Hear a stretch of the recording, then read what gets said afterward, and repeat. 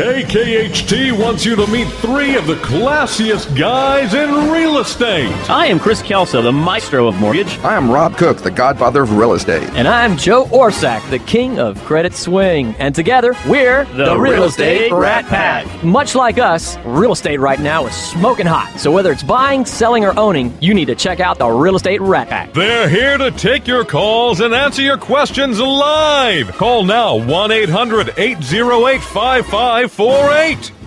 And now, the Real Estate Rat Pack! Every week, the same thing. We got some shout-outs. We have some shout-outs. I don't know to if do. everything's the same thing, though. Look at Ashley. She is looking hot today. I know. I asked her about that. I said, what, do you got a job interview or something? You trying to get rid of us? So look out, KKHT.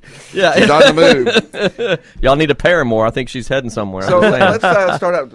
A great shout-out to Dimensions by Dan, who took Holy cow. great care of us. We had installed Nancy First as the chairman of Houston Association of Realtors on Wednesday, the 10th. Dimensions by Dan showed up early. Yes. Took us over there. Nancy was so happy. She really was. She really was. And she really loved that when we were leaving, everybody else was waiting for their cars. She climbs in the limo and does a little queen wave. She loved that. And this past Saturday, my wife celebrated her second annual 39th birthday. And I surprised her with a group of her friends, and we all went up to Papacitos and ate and everything, and nobody knew, but when they came outside, we had a stretch Hummer parked and waiting to pick everybody up and take us downtown to Pete's Piano Bar. Oh, yeah. And, man, I tell you what, that Hummer was so long. We were trying to take pictures inside, and the flash wouldn't reach the back of the back of the car. It was still dark down there. Actually, I saw your Facebook posting, and I'm going, darn, how do you even turn that thing around? I know. I mean, those things are ridiculously long, but a beautiful vehicle. And then I've got them contracted for this week, actually, for a big outing. We're doing we out love of Kingwood. Dan. So, Dimensions by Dan, great individual and great company, and the service is just impeccable. Yeah, the service, I tell you what, I've ridden in limos, and most limos are pretty nice, Yeah. Sort of a limo is a limo, more or less. But, man, I tell you what, Dan is the thing he's really got going on is their service, man. They just overboard on how they take care of you. Yeah, so when you roll big the shout Rat outs Pack, there. When you roll the Rat Pack, you roll in first style. class, so we also have some stuff that we needed to toss we'll out. talk about. Well, I want to congratulate. I was asked to be the MC for WCR, which is Women's Council of Realtors, yesterday for the Houston chapter, which is the oldest chapter. It's now 70 years old. Wow. And Peggy Pettencost was installed as the president for 2015. That was a great honor and privilege for me, so congratulations. I didn't Peggy. realize it was that long ago that you got it started up. Well, I'm seasoned. He is the godfather of real estate. That's right. That's right. So let's talk a little bit about the Pelchin home, because we've got some great guests. I really want to get into some of these conversations. We've got some unbelievable information to get out today. In the Pelchin Children's Center, we're actually doing a fundraiser for them. We've actually, I think, maxed out our adopted children so far, which is great. We're still accepting donations so that we can buy additional items for the Pelchin Children's Center that they need to continue to provide great living environment, great educational facilities, et cetera, et cetera. So if you're interested, look us up on Facebook, give one of us a call, look again on Facebook, or go to realestateratpack.com.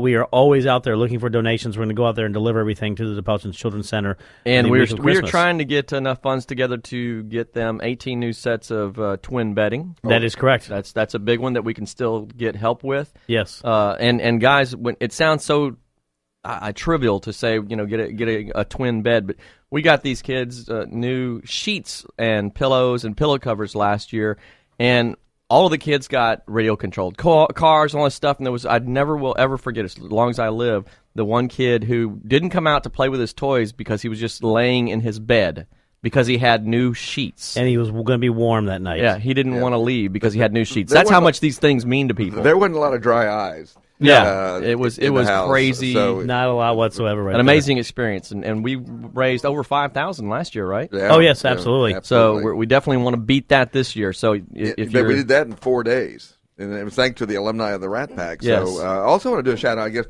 Bobby Baker, who with Gann Homes. Yes, she stepped up, and she has 4 people adopting 8 of the kids. And when I say adopting, of course, they're not adopting the kids; they are providing their gift list that they had written. Right. And so they have sponsored a child. Sponsored 8. Wow. And then it's already raised about $200 just within her office. So that is amazing. Bobby, thank you so much. You are culturally correct. Yes, culturally correct. I like that. And be sure to follow us on Twitter. We're actually Twitterified now. And we're actually doing stuff on Twitter. We've had an account forever. We just, let's face it, we're all old and we don't know.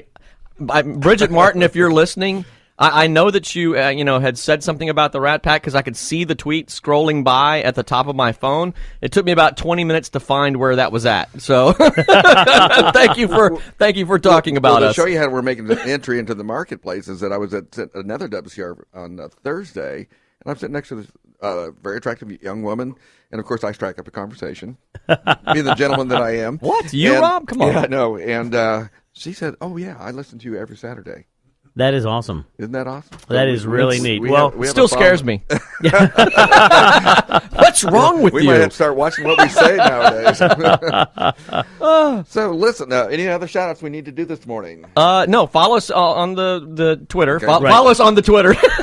Yes. Oh, God, we'll tweet out to you. Yeah, wow. We have a girl now, Katie. I'll give her a little shout out, who has been doing an amazing job with our Twitter and keeping people connected and all that sort of thing. Richard Pangburn. Yes, yeah. Longer. We'll talk about that later. Yeah, that's a little funny note. I am very excited about our first guest here. Yes. Dr. Oscar Gonzales, who I have known, do we want to admit how long we've known each other? 15 at least 3 weeks. Plus years. I've got a little cough. Yeah. So I don't know if you... So Oscar is probably the most eminent qualified person to talk about generational selling, cultural. He is with Gary Green. It's Better Homes and Gardens, Gary Green, and in the corporate office. And That's right. Welcome to the show today. Thank you. Appreciate you guys having me. Yeah. Well, it's a pleasure having you on here. And he's my go-to guy, and I've gone to his seminars and things like that, and I always learn something new. So let's talk about a little bit about your background. Where'd you start? And you can do like a Reader's Digest version. And how'd you get to where here? And it all began with the dinosaurs. You were running an association, and I think it was in Alabama. Yes. So you've done a lot of stuff. Well, yeah, I actually started out in public accounting, and then. I can't see that. You got too much of a personality to be an accountant. Okay, you accountants, don't call me, okay? Yes. And I spent about 22, 23 years with realtor associations in different cities, Milwaukee, Austin, here in Houston, and then Alabama. Yeah. So I was the state representative there for the Alabama Association. Well, you were wearing a lot of hats at that time because not only that, you were doing consulting for the National Association of Realtors. Correct, right. I remember you had been as the executive vice president for the Houston Association of Realtors, right. and you were doing stuff with Austin Association of Realtors. That's correct, right? Yeah, as well. So, I mean, talk about a depth of knowledge and experience and stuff. So let's talk about the stuff that's near and dear to your heart, which is you do a lot about cultural diversity. And we do. Yeah, I do a lot. We study a lot of trends in terms of the profile of societies and communities that are changing, primarily Houston, because it's just such a. I think the Census Bureau refers to us as kind of a petri dish. Is where the country will be in the next, say 5 to 10 years. And and if you look back 5 to 10 years ago, it really is. I mean, right. Society is changing to look like Houston. And I think a lot of times people take for granted that Houston is that, Yeah, it is a petri dish. Well, and I always tell everybody all the time is, me growing up internationally, Houston probably is the best representation of the melting pot of the United States. We talk about, cultures and, race, color, creed, religion, sex, everything coming together in a single area of what's created the United States to be this great nation we are. And right. Houston embodies that. Houston really, really embodies that. Oh, absolutely. when you have 25% of your population that's foreign-born, that's right. pretty significant. Absolutely. Compared to the U.S. Well, average, let's face it, everywhere outside of Texas is pretty much foreign-born. So. Oh, yeah. I agree. I always like that map that says Texas, and then all the other states are not Texas. Well, whenever we refer to other on the census description, I always say that's people like Dallas. Those are those other people. It's a personal. We do have some Dallas listeners too. Sorry, guys. Sorry, Richard Weeks. Yeah, it's still a personal favorite joke of mine to talk to somebody when they name they're from like Chicago or New York or something. Oh, where are you from? Oh, I'm from Chicago. I said get this kind of confused look on my face. That's north of Dallas, isn't it? Yeah. Well, whenever I'd speak at NAR, I'd always say, "Well, I'm from the Republic of Texas by way of Houston." You hear this? Oh God! Yeah. Well, I'm a stat guy, and I see you brought yes, stuff. Yeah. So let's talk about 5 years ago what Houston looked like and what Houston looks like today as far as the mix. Yeah, without a doubt. I mean, Houston is now the most culturally diverse, large metropolitan area in the country, more so than Chicago, San Francisco, New York. We also have the most consulates in the city next to Washington, D.C. I think a lot of people don't realize that, which is a real driver for one of those international people business. didn't realize that. Most consonants? Yeah, we have the most continents in Houston. I think that was Or consonant. I'm very fond of vowels myself. I'm not going there. We are digressing. Did he say? Did he say his vowels or vowels? What question there? Yeah, I think you're going to fit right in here, Oscar. No, but one of the things that we, as far as Houston, it's actually, it's changed so much, and it's the most. When you look at the surrounding counties, it's the same thing. Like Fort Bend County is the most diverse county in the country, Yeah. and Sugar Land is the most diverse city in the country. So you see Wow. so you see that dynamic That playing just sounds out. crazy. It does. But it's when you look at the stats and I would have things like never that. have thought that. Yeah. What do you think is attributes to that? that Fort Bend itself is it the medical center, or is it just the different industries? Yeah, that's one of the biggest drivers. I think accessibility to the different places, like the medical center, is a big one. Because if you look a lot of at the profile of the professionals that are in Sugar Land, it's primarily medical, Right. and engineering. But and some of the oil, a lot of the oil industry is there too, but primarily medical. And then you see what's going up out there. And part of it has to do with it's an insured group, population. But you've got because I live in Sugar Land, but within 5 miles there's Methodist, St. Luke's, MD Anderson, Memorial Hermann. They got all the money. There's big money in sick. Yeah. So I mean, if you want to be sick in Houston or Sugar Land. Yes. This is the place to be. But let's talk about the makeup, because 5 years ago we had a certain makeup of nationalities and ethnicities and things like that. Now it has changed, and probably not as dramatically as 10 years ago, but it still has changed. I mean, even if you go back to we look at it by decades, obviously. But when you look at, for example, the trend between 1960 to 2010, I mean, it's significant. Like the Asian population went from 0.3% to 7.7%. That's huge. And it is huge. How big we are. And this is all Right. the MSA of Houston, or within the city? This is the MSA. And the MSA. Yeah, and then when we look at, say, the white population, it went from 74% to 33%. So you see a real shift in terms of the profile of the community. And it's not that it's not like white flight. It's more like we just have so many that are moving in from other countries. Right, That well, that situation. Exactly. When we look at the inbound, who's inbound to Houston, the Houston metro area, of those that are of the domestic one, it's 61% are domestic inbound, meaning from another state or from another city here in Texas. But when you look at the inbound from international, it's 39%. That's huge. Wow. That is unheard of in most communities. What are the largest populations that we have right now as far as that breakdown? In the MSA right now, it's primarily the largest, without a doubt, is the white population. Obviously, is larger, but I think I thought he was going to say 33%. Walmart shoppers. Yeah, that's right. They're the largest. But we're more educated, well-incomed society, so it's Target now. So right? We're moving up to Target. Come on. No, but 33% is white, 18 or 20% roughly is black, 41% is Hispanic, 7.7% Asian. Asian being that it includes 41%. I mean, the Hispanics are 41%. So they are the largest. Yes, by far the largest population. But the fastest growing segment is the other population. Other. Yes, and that's I was joking people about from Dallas. So yeah, are they Cree, or are they from Guardians of the Galaxy? Or? Yeah, they're from Guardians of the Galaxy. But it's those who mark multiracial, and so what you're starting to see play out in Houston is that interracial marriages where traditionally it was taboo to marry outside of your culture. That's not taboo anymore. No, and not so, at all. I've seen, of course, it's all rules of God, right? That's exactly right. So, I like, that's the thing I like about Houston. Yeah. It's such great diversity, and I love to go to a restaurant. You might hear 8 different languages going on with 8 different tables, type of things. Yeah, because my wife is not white, non-Hispanic, but so my kids are referred to as mixed Hispanics. Hispanics. Well, we are having a great time, but guess what we're going to come up against right now? A break. A break. So we're going to come back in a minute and continue to talk about Hispanics and a lot more here. So stay tuned. We'll be right back. Sitting on a rainbow, got the string around my finger. What a world, what a life, I'm in love. Welcome back to the Real Estate Rat Pack Radio Show with Chris, Joe, and Rob.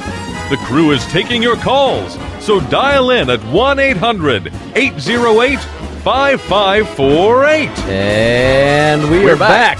Well, I'm glad because we have a great guest coming up. Somebody I've known probably for about, I guess, how long have we known each other, Richard?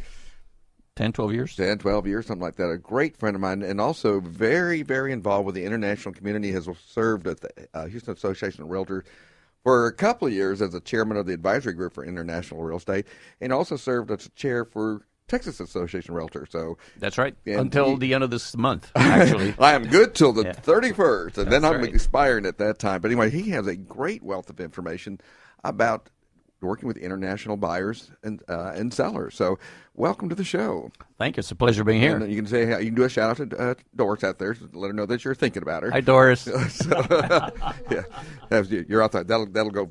You get a lot of mileage out of that. Anyway, you are with Keller Williams Greater Northwest, Right. out there in the Highway 6290 here, but you don't do a lot of your work out there necessarily.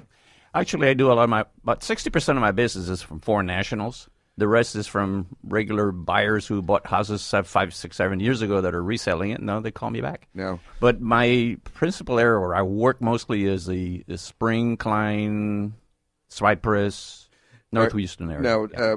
you are originally from Puerto Rico, Born and raised. and when did you move to the U.S.?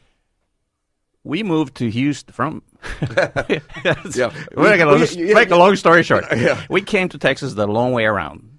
In 1977, Doris and I packed our bags and moved to Little Rock, Arkansas. We brought the kids. Both Rick and Ruben were born in Puerto Rico. And we moved to Little Rock, Arkansas. We lived there for a couple of years, and then we had an opportunity to come down here because jobs. So we just sold the house there and moved to Houston in 1977, 75 to 77. And that was it. We've been here since 78. And so you're thinking, oh, well, Houston, Texas, I think I'll go into real estate. You actually had a real job before. Well, I was in the telecom industry for 33 years. Oh, wow. I got retired from United Telecom. And then at that time, I was working for a major manufacturer of telecommunications equipment. And they were going through a series of reductions in force and layoffs. And we knew the handwriting was on the wall, so I started to get my real estate license based on the fact that I heard somebody say, well, I got a friend of mine who works in the real estate. She's making pretty good money. So, click. And I decided to get my license. I left it inactive until I finally got the call from my boss. He says, hey, Richard, this is the day. You and 4,500 other people are getting laid off today. Well, then I guess you couldn't take it personally then. Because No, you it were was in good 4,999 Oh, on my me. gosh. Yeah, right, yeah.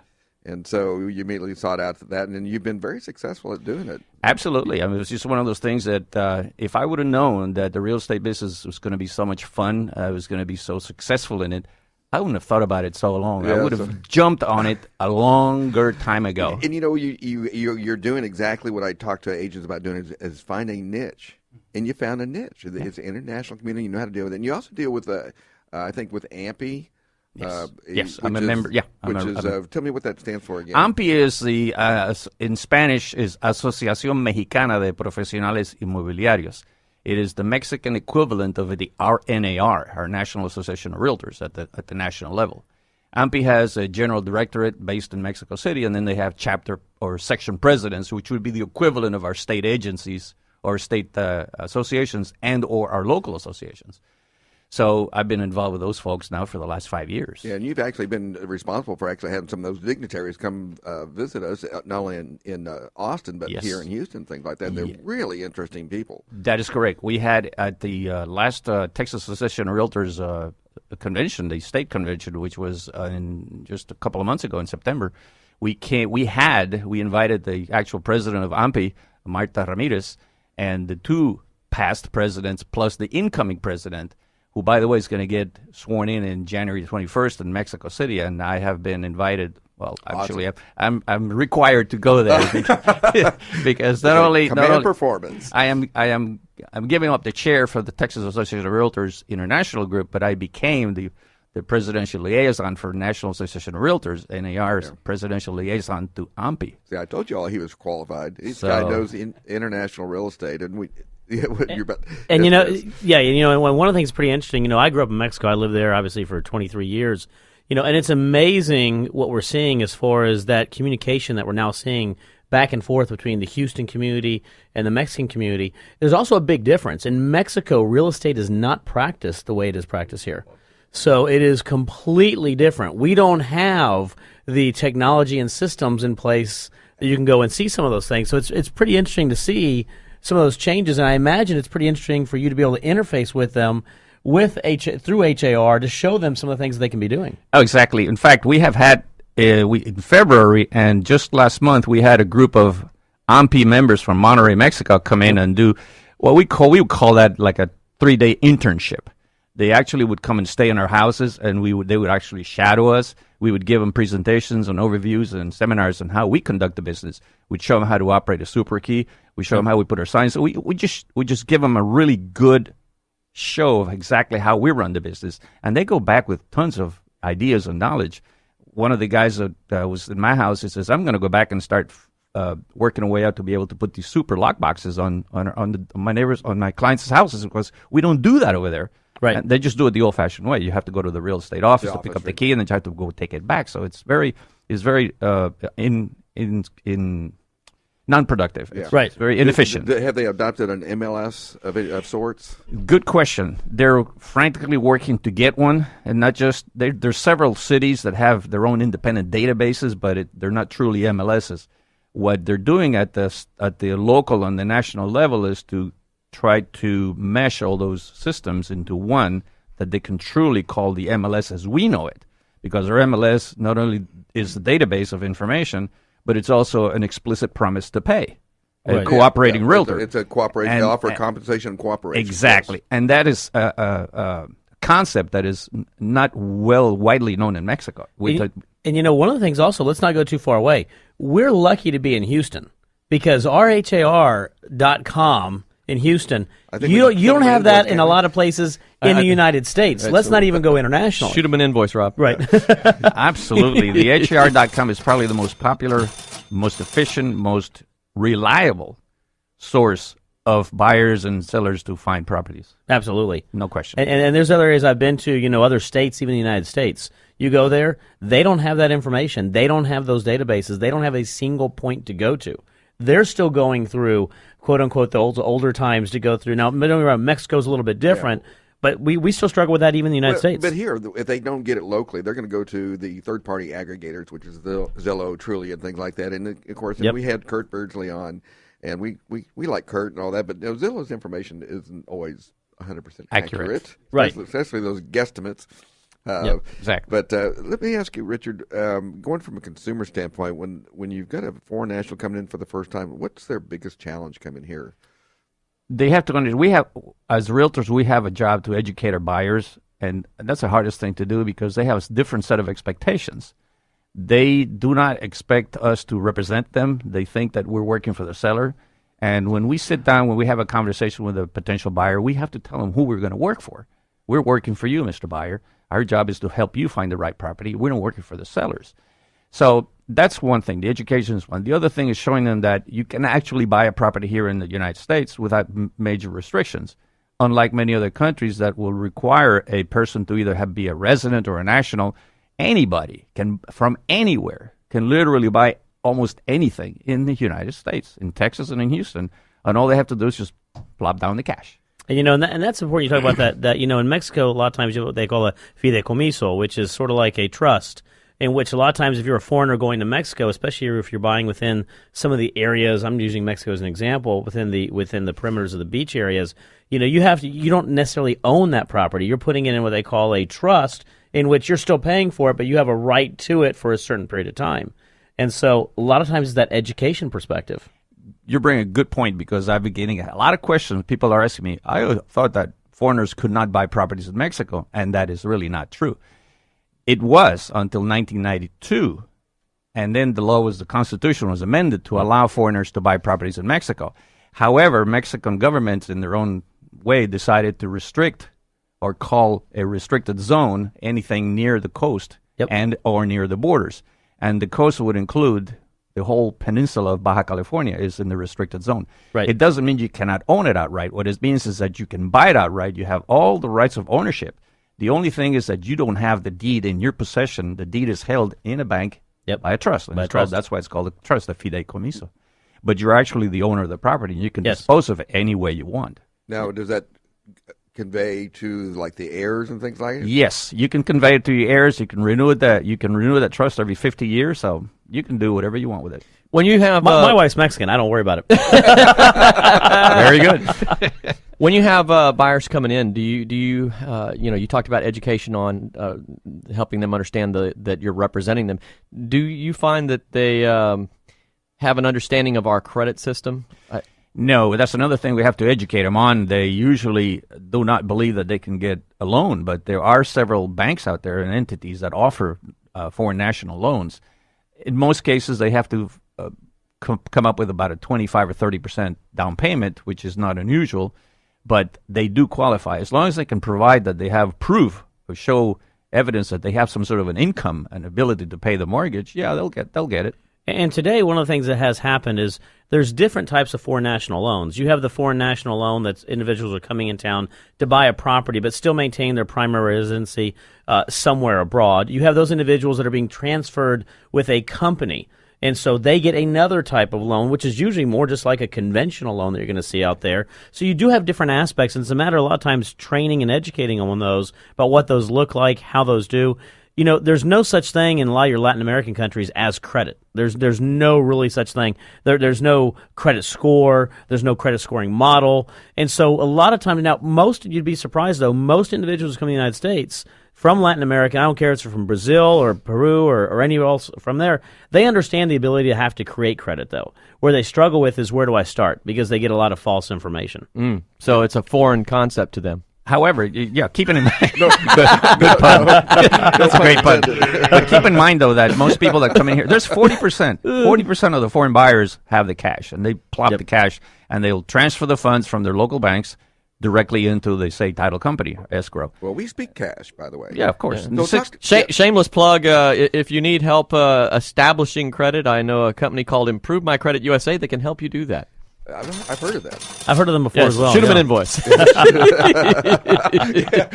let's see how that works. Inside joke. Yeah, I paper them on our office wall. So, what banks do those types of loans? BBVA Compass is one of the world's most known, and there's a couple of other ones, Spirit of Texas, and one that used to be called Oasis Bank, that they have done mortgages for foreign nationals. Yeah. And they also do, some of them do commercials. And Willow Bend Mortgage has a lot of opportunities from that area as well, by the way. Well, shoot them an invoice. Well, I did not know that. Yes, absolutely. You know, one of the things is the foreign national loans are really out there. I mean, your big banks do offer them, but also there's a lot of opportunities out there. There's just a lot of different programs and products out there, and it's not a one size fits all. It's a matter of determining who's buying, who's selling, and then what fits best. But guess what we're up against right now, Rob? Well, we got to pay for the show. We got to pay for it every once in a while. So check from us. Time flies when you're having fun. I want to get back into this conversation, but I also know that we're going to go a break right now. So stay tuned. We'll be right back. Jackknife has old Maggie Heath, baby, and it keeps it out of sight. You know when that shark bites with its teeth. Welcome back to the Real Estate Rat Pack Radio Show with Chris, Joe, and Rob. The crew is taking your calls, so dial in at 1-800-808-5548. And we are back. Having a good time. Saying hello to everybody as Getting usual. away, but some people walk by in the hallway there. Yes. So, we've got The adoring fan. Two people here have got so much information. I don't know where to begin with that. But Oscar, let's kind of go back to what you were talking about. And you've gone around the country and consulted with a lot of associations and things like that. What kind of information you typically give out? That's what I want to kind of get for our listeners and things like to that. complement what Richard was saying, especially with like AMPI, I'd worked pretty closely with them several years back in the whole MLS concept, and just the idea of agency relationships is foreign to them. It's foreign to them. It's foreign to them. That was pretty And I think for the challenge for the real estate professional here is getting them to explain that, in simple terms for them to understand the whole lending process and things like that. And to your point about MLSs, it just doesn't exist. But one of the things that in consulting with different associations and different and the National Association of Realtors, it was so dramatically different from what you would have here in the U.S. to Mexico, and then we did work with Russia and then also with China. China, yeah, and just exactly. trying to get them to understand, or they were trying to understand our practices, and because we have the most complex real estate system in the world. I mean, there's no doubt in terms of transference of ownership and the lending components and things like that. So it's pretty. It's pretty complex, so it's overwhelming when somebody comes to this country and explaining that. And it's not that, I think especially here in Houston, it's critically important that I think real estate professionals understand that dynamic, because a lot of your buyers, at 39% I mentioned earlier, is going to be from another country. And that's amazing. The husband may understand Western business practices, but you know who's making the decision. Right. Well, and you mentioned very interesting, education being the key form of that. We have individuals coming in from Latin America and from Europe, for example. I can tell you from a financing perspective, my Europeans generally want to know how often they have to go back to the bank to renegotiate their arms, because that's very common over there in Europe. Whereas when I tell them, no, you're on a fixed rate here, you don't have to worry about that anymore, they're joyed for it. And in the Latin American community, generally speaking, it's, okay, so do I have to pay cash or can I get a little bit of financing? And you have to tell them is, well, guess what? You can get up to 70 or 80% financing on some of these deals. Yes. So it is interesting that education portion that you're talking about, because it's extremely important to always educate them not only on real estate and finance, but just the general process. Because you're right, it is a lot of moving parts to it. Between contract to close, they don't have all that. Yes, they don't go through inspections and option periods and renegotiation. They don't go through any of that. Yeah. And then you're going to have the religious and cultural nuances that come into play as well in the transaction, especially the negotiation piece. I mean, there's some cultures that will